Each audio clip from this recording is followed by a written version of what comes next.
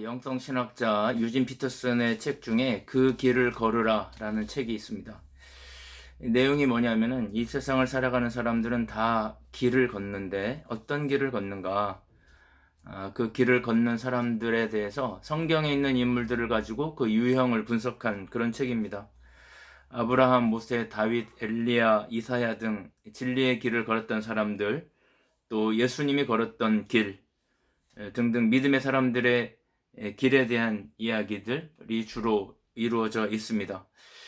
그런데 제가 그 책을 읽으면서 가장 흥미로웠던 두 사람이 있는데 바로 헤롯과 가야바입니다. 헤롯과 가야바는 어떤 길을 걸었는가? 아시다시피 헤롯은 야심과 탐욕으로 정치 권력의 최정점을 찍었던 사람입니다. 모든 수단과 술수를 발휘해서 한 나라의 왕이 된 인물입니다. 이런 유형의 사람들은 삶의 목표가 정상에 오르는 것입니다. 가장 화려한 삶을 사는 것이고, 가장 많은 부를 축적하는 것이고, 가장 높은 권력을 쟁취하는 것이고, 그것이 삶의 목표이고, 그것이 삶의 의미라고 생각합니다. 그래서 그 길만을 걸어갑니다. 이 헤롯은 자신의 권력을 유지하기 위해서 진리이신 예수님을 죽이려고 시도했던 사람입니다. 물론 그는 결국 진리이신 예수님을 죽이는 데 실패합니다. 그런데 이와 전혀 다른 삶을 사는 것 같지만 본질적으로 똑같은 삶을 산 사람이 있습니다. 이 사람은 심지어 진리이신 예수님을 죽이는 데 성공한 사람입니다. 이 사람은 진리를 추구하는 사람처럼 보입니다. 진리라는 말, 하나님이라는 말, 하나님의 영광이라는 말을 입에 달고 사는 사람입니다. 자신이 믿는 진리의 이름으로 무차별적으로 진리가 아닌 것이라고 생각하는 것들은 다 죽이는 사람입니다. 자신이 믿는 진리의 이름으로, 하나님의 이름으로 참 진리이신 예수님을 죽인 사람입니다. 바로 예수님 당시의 대제사장 가야바입니다. 진리의 이름으로 진리를 말살하고 하나님의 이름으로 하나님을 죽이고, 마치 자유의 이름으로 자유를 말살하고 민주의 이름으로 민주를 퇴보시키는 정치인들, 독재자들을 보는 것 같습니다. 헤롯은 세속 정치인이고 대제사장인 가야바는 종교의 자리에서 최고의 자리에 앉아있는 사람이지만 본질상 같은 길을 걸어간 사람입니다. 그렇기 때문에 아마 이 두 사람이 가장 인상적으로 읽혔던 것 같습니다. 설교의 도입에 이 가야바의 이야기를 잠시 하자면, 이 사람은 예수님 살던 시기를 포함해서 무려 18년 동안이나 대제사장 자리에 있었던 사람입니다. 당시에 대제사장의 임기가 3년인 것을 감안한다면 이 사람은 매우 오래, 최장기간 집권했던 사람입니다. 당시에 제사장들은 성직 매매를 통해서 이제 공공연히 이루어졌던 성직 매매가 공공연히 이루어졌기 때문에 많은 신학자들은 아마 이 가야바도 헤롯 정권에 막대한 금전을 제공하고 대제사장직을 부여받았을 것으로 생각하고 있습니다. 당시에 풍토가 그러했습니다. 쉽게 말하면, 우리식으로 말하면 많은 뇌물을 주고 교단의 총회장이 되었다, 그런 뜻입니다. 1971년과 1972년에 성서 고고학자들이 예루살렘을 발굴하면서 매우 호화로운 주택 하나를 발견하게 됩니다. 이 주택은 3층짜리 건물이고 목욕탕, 연못, 큰 수족관, 모자이크로 장식된 화려한 바닥을 소유하고 있을 정도로 아주 사치스러운 집이었는데, 함께 발굴했던 고고학자들의 견해에 따르면 이 집이 당시에 대제사장이었던 가야바의 집이었을 것이다, 그렇게 의견을 모으고 발표까지 했었습니다. 당시의 제사장들은 자신들이 제공한 막대한 뇌물이 있었기 때문에 그 손실을 메꾸기 위해서 백성들의 재물을 교묘한 방식으로 빼돌리는 그런 방법으로 부를 축적했습니다. 제사 때 백성들이 가지고 오는 재물을 트집을 잡아서 돌려보내고 자신들이 소유하고 있는 양들을 고가의 프리미엄을 붙여서 되파는 수법으로 백성들의 고혈을 착취하고, 성전 안에서는 성전용 화폐만 사용해야 되기 때문에 로마 화폐를 가지고 오는 사람들을 화폐를 바꾸어 주면서 환치기 수법으로 막대한 웃돈을 요구하기도, 갈취하기도 했습니다. 문제는 이 사람들이 진리는 자신들에게 속해 있다고 감언 이설로 속이면서 또는 하나님의 진노라는 이름으로 협박하면서 백성들이 유대교의 틀을 벗어나지 못하도록 계속해서 유대교의 틀 안에 가두어 두었다는 것입니다. 그래서 철옹성 같은 그 유대교의 틀을 비집고 들어오시는 진리이신 예수님조차도 죽여버린 겁니다. 이게 당시 종교의 실상이었고 당시의 대제사장 가야바의 실체였고 가야바의 길이었습니다. 그 가야바의 가장 전성기에 우리 주님이 오신 겁니다. 그들이 진리의 이름으로 진리를 배척할 때 백성들이 그 가야바의 영향력 아래서 신음하고 있을 때 우리 주님이 오신 것입니다. 3년 동안 피를 토하면서 피를 토하는 심정으로 사역을 하시고 결국 십자가에서 죽으시면서까지 진리를 가르치려고 하셨습니다. 오늘 본문은 십자가에 달리시기 전 마지막 대중설교의 끝부분입니다. 12장이 마지막 대중설교라고 말씀드렸는데 그 설교 중에서도 끝부분에 해당합니다. 예수님은 그 두터운 벽을 뚫으려고 무진하게 애를 쓰셨기 때문에 어떤 이들은 그 빛을 발견하고 예수님의 빛 아래로 피신한 사람들도 일부 있었지만 여전히 너무나 많은 백성들이 그 어두운 그늘 아래서 아무 의미도 없이 재미도 없이 삶에 아무런 흥미도 느끼지 못한 채 그 눈이 가리워져 살아가고 있었는데 오늘 예수님께서 그 대중들을 향해서 마지막 외침의 설교를 하십니다. 오늘 본문을 다시 읽어보니까요. 44절에 보면 예수께서 외쳐 이르시되 나를 믿는 자는 나를 믿는 것이 아니요 나를 보내신 이를 믿는 것이며 나를 보는 자는 나를 보내신 이를 보는 것이라. 나는 빛으로 세상에 왔나니 무릇 나를 믿는 자로 어둠에 거하지 않게 하려 함이로라. 이렇게 말씀합니다. 오늘 44절에 보니까 예수님께서 큰 소리로 외치십니다.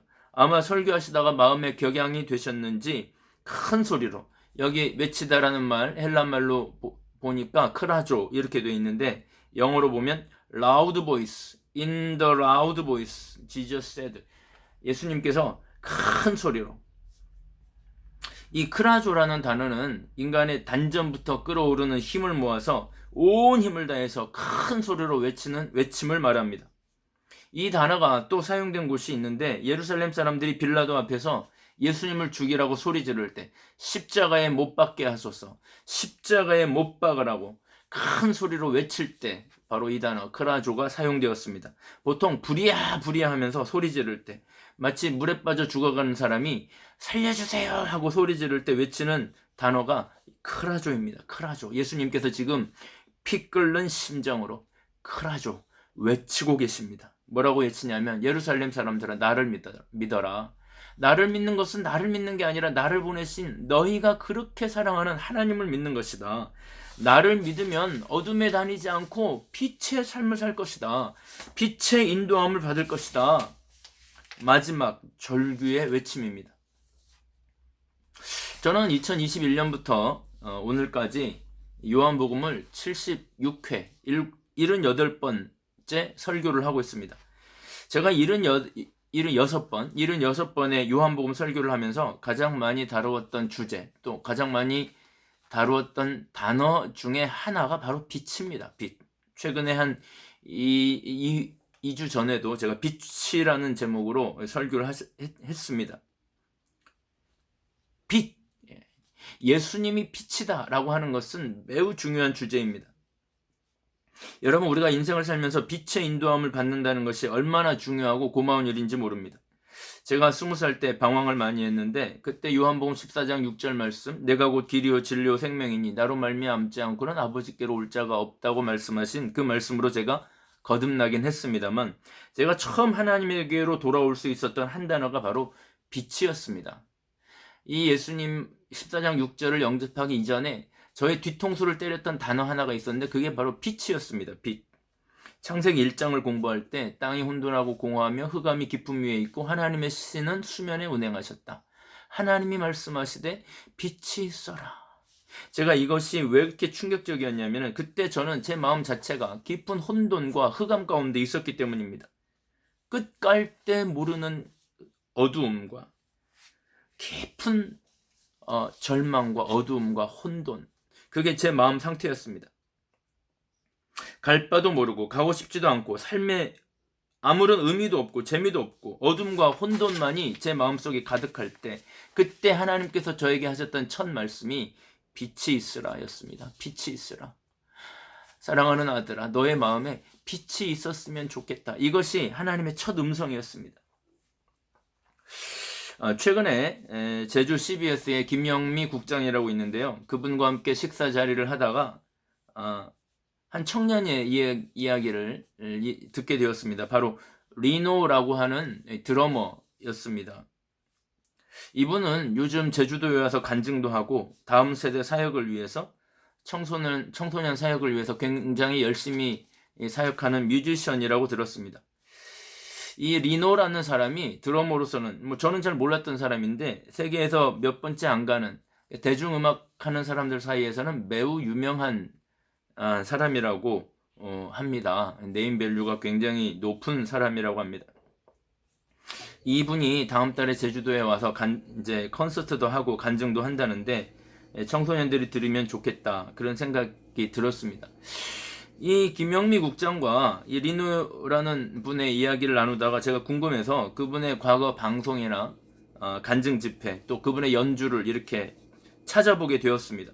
실제로 드럼 연주를 하는 거 보니까 너무너무 잘하고 눈을 감고 치는데도 얼마나 잘 치는지 몰라요. 콘서트 현장에서 얼마나 많은 이 젊은이들이 열광하는지 모릅니다. 이분 얘기를 좀 하자면, 이분이 드럼을 처음 배운 것은 초등학교 2학년 때, 우리 나이로 9살 때였다고 합니다. 교인이 3명 내지는 4명밖에 안 되는 시골교회 전도사님이 드럼을 가르쳐 줬다는 거예요. 그때부터 드럼이 너무 좋아서 드럼에 빠지게 되었는데 고등학교 때 이미 출중한 실력을 갖추게 되었습니다. 고등학교 때 이미 오디션을 보러 다니고, 이미 고등학교 때 이제 밴드 같은 곳에서 콜을 받을 정도로 굉장히 잘 쳤는데, 이 고등학생이었던 리노에게 어느 날 갑자기 눈이 보이지 않는 겁니다. 눈이 잘 보이지 않아가지고 동네 안과를 갔더니 약시 같다고 눈에 약을 넣고 시력 검사를 하게 되었습니다. 근데 그 병원에서 약을 넣고 시력 검사를 하기 위해서 눈에 빛을 비추는 순간에 갑자기 눈에 아무것도 보이지 않으면서 시력을 완전히 상실해 버립니다. 의사 선생님이 조금만 기다려보자고 해서 1시간, 2시간, 몇 시간을 기다려도 눈이 돌아오지 않으니까 그제서야 선생님이 빨리 대학병원을 가라고 해서 대학병원을 가서 검사도 하고 주사도 맞고 이제 각종 진단을 했는데 결국 원인은 알 수 없고 시력도 회복되지 않을 것 같다, 이런 판정을 받고 그 의사 선생님이 시각장애 판정을 내려줍니다. 혈기왕성한 고등학생이 드럼을 너무 잘 쳐서 이제 뮤지션으로서의 꿈을 꾸고 오라는 데가 참 많았던 이 젊은이에게 청천벽력 같은 일이 벌어진 겁니다. 하나님도 원망하고 부모님도 원망하면서 집에만 틀어박혀 시간을 보내고 있었습니다. 엄마는 아이에게 해줄 게 없으니까 눈에 좋다는 민간에 사용되는 이 요법, 식재료들을 가져다가 음식을 해주는데 이 어린 고등학생이 그런 게 입에 맞을 리가 없잖아요. 붕어 같은 걸 사와가지고 이제 다려주고, 그러니까 고등학생 입맛에 맞지 않으니까 투정을 하고 화를 내고, 엄마도 아이도 얼마나 답답했겠습니까? 그런데 하루는 리노가 어머니가 부엌 한켠에서 조용히 우는 소리를 들었습니다. 내용은 정확히 들리지 않지만 누가 들을까봐 꾹꾹 눌러가면서 내뱉는 엄마의 신음소리, 그리고 우는 소리, 그리고 그 신음과 울음이 뒤섞인 기도소리.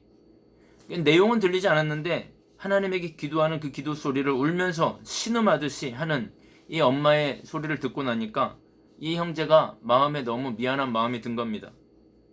그래서 이 형제도 자기 방 안에서 기도합니다. 하나님, 엄마를 위해서 내가 뭔가 할 수 있게 해주세요. 그런데 할 수 있는 게 아무것도 없었습니다. 편지를 쓸 수도 없고 음악을 연주해 드릴 수도 없고 해드릴 게 아무것도 없었습니다. 그러다가 문득 엄마에게 감사하다고, 사랑한다고 말을 해야겠다. 내가 눈은 어두웠지만 말은 할 수 있으니까 내가 엄마에게 감사와 사랑의 말을 해야겠다. 그것이 내가 엄마에게 해줄 수 있는 유일한 일이다. 이렇게 결심을 했는데 하필 그날따라 엄마가 제일 맛없는 음식을 또 가지고 들어오는 겁니다. 그러나 결심한 게 있으니까 음식을 가지고 들어오는 엄마의 손을 잡고 짧은 두 마디를 합니다. 엄마, 감사해요. 엄마, 사랑해요. 그 말을 듣고 있던 엄마가 그 자리에서 눈물을 펑펑 쏟으십니다. 그리고 아들도 엄마를 껴안고 두 모녀가 실컷 울었습니다. 알고 보니까 엄마가 운 것은 슬퍼서가 아니었습니다. 아들이 시각장애인이 되고 아들의 투정을 들으면서 이제 답답했던 엄마의 서름이 복받쳐서 운 게 아니었습니다. 부엌에서 혼자 울며 기도하던 엄마의 기도 제목은 아들의 눈을 뜨게 해달라, 그런 게 아니었습니다.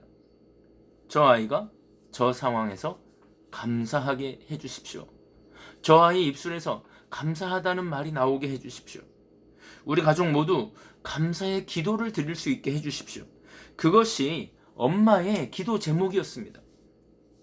그런데 그런 아들이 시력을 잃은 지 거의 1년 만에 비로소 엄마에게 감사라는 단어를 사용한 겁니다. 엄마 감사해요.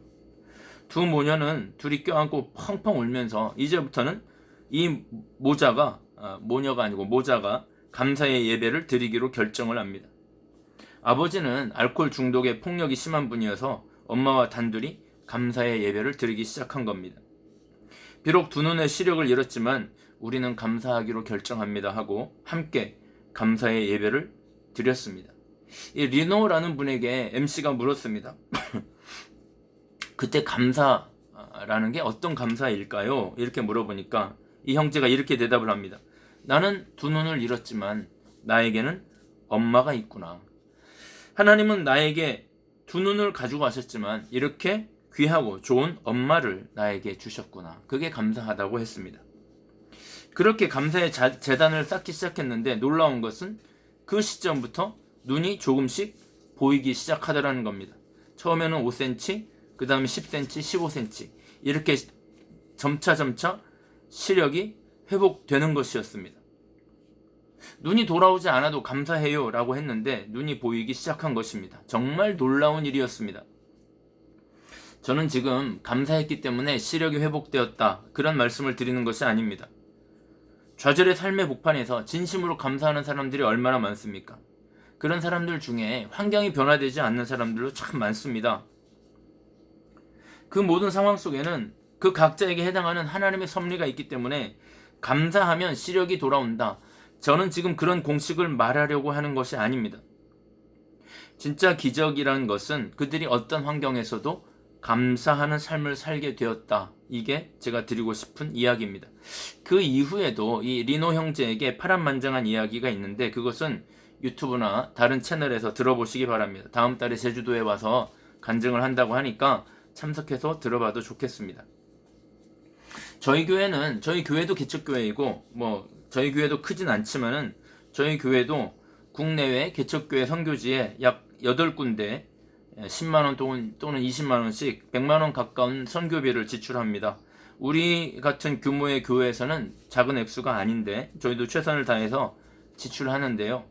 얼마 전에 그 선교사님들 중에 라오스에서 선교하시는 분에게 기도 편지가 왔습니다. 이 라오스에서 선교하시는 목사님 교회에 현지인 사역자가 있는데 이 현지인 사역자의 집에 둘째 아들이 태어났는데 심각한 심장 질환이 있다는 겁니다. 8개월이 지나도록 몸이 4.5kg밖에 나가지 않는다고 했습니다. 라오스에서 제법 큰 병원에 가니까 심장에 구멍이 있는데 라오스에서는 수술할 방법이 없다. 태국이나 다른 나라의 병원을 알아보라는 겁니다. 수소문 끝에 오기만 하면 우리나라의 세브란스 병원에서 수술을 해주겠다는 회신을 받았습니다. 문제는 이 아빠가 한 달에 15만원도 안 되는 월급으로 자기 부모님과 자기 가족들을 부양해야 하는 가장이었던 겁니다. 수술을 해주겠다고 해도 공짜로 수술은 하더라도 아이가 장시간 비행을 할 수 있을지, 왜냐하면 지금 아이의 산소 포화도가 높지 않으니까요. 또 비행기 표며 비자며 90일간 머물 체류 비용이며 기도해야 될 제목이 아직도 너무 많다는 것입니다. 그래서 이 라오스에서 목회하시는 선교사 부부가 기도 요청을 해온 겁니다. 이 기도 요청을 해온 이 라오스 선교사 부부는 저보다 한 10살 정도 아래인데 한국에 있을 때 찬양도 되게 잘하고 수화 통역도 아주 전문적으로 해서 경북이나 포항 그쪽에 있는 교회들 또 장애인 단체 등에서 매우 인기가 많은 가정이었습니다. 같이 사역하자고 하는 교회들도 되게 많았습니다. 그런 단체들도 많았는데 이분들이 라오스 선교를 갔다가 하나님의 콜링을 받고 라오스 선교에 헌신하게 된 겁니다. 거기 그냥 머물러 버린 겁니다. 지금 너무너무 어렵게 그러나 너무나 확신과 사랑에 차서 라오스 현지인들을 섬기고 있는 선교사들인데 이번에 이런 편지가 왔는데 여러분이 생각나실 때 꼭 기도해 주시기를 부탁드립니다. 저희 교회 찬양대는 그렇게 높은 수준의 찬양 대원들은 아닙니다. 몇 명이서 찬양을 하는데요. 물론 찬양의 수준이라는 것이 음악적 퀄리티를 말하는 건 아닙니다만은 하나님에게 아름다운 찬양을 드리기 위해서 시간과 정성을 쏟는 것은 참 중요한 일이다 이렇게 생각을 합니다.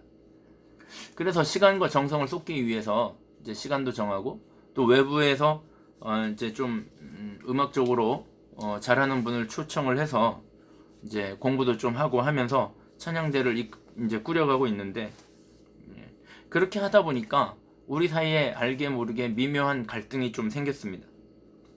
저는 그런 갈등이 생길 때 개입하지 않지만 이번에는 이제 조금 개입하긴 했는데 이제 많이는 개입하지 않았고 단지 기도만 했을 뿐인데 찬양대원 한 분 한 분이 다 성숙하게 극복을 해서 이제 나와서 아름다운 찬양을 하고 있습니다. 그런 과정이 조금 있었습니다.